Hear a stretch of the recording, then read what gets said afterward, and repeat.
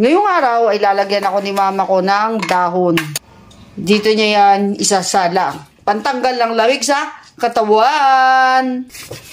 Yun. Pinaida niya ng tangang-tangang tuba. Tangang-tangang tuba. Ay, tatanga-tangang tuba.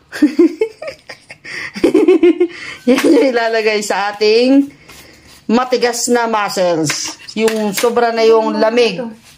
So, may nauna ng kinabitan sa akin. Tatanggalin na yan ni mama. Lalagyan niya po uli ako. Yun na siya. Right. Uy, grabe kasi yung maga ng likod natin. Di nawawala yung sakit natin. 2 weeks na tayong may lagnat. Niluluto na yung tangang-tangang tuba. Tangang-tangang tuba. Yan, tas lalagay yan sa likodan ko. Kung saan may masakit na parte at malamig. Effective siya, lumalabas talaga yung lamig. Yeah. Alright. Ooh, init. Ow! Ow! Aray. Ang init. Inaso ako ni mama.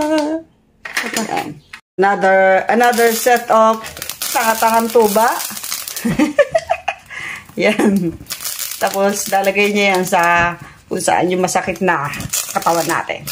Puno-puno ng lamig. For the second time, oh! Woo! Sakit. Ayun. Bibis na tayo! So, ayun mga kabowlers, very effective nga to. Yung paglalagay ng dahon sa likod. Sobrang effective siya. Talagang lumalabas yung mga lamig ko sa katawan. Ganda. The best. Kasi hindi na ako makahinga eh. Puro lamig na yung katawan ko. So, ito yung na-recommend sa akin. After ko magpahilot, na-recommend sa akin yung dahon na yun. Kung tawagin daw dito ay tanga-tangang tuba. Okay.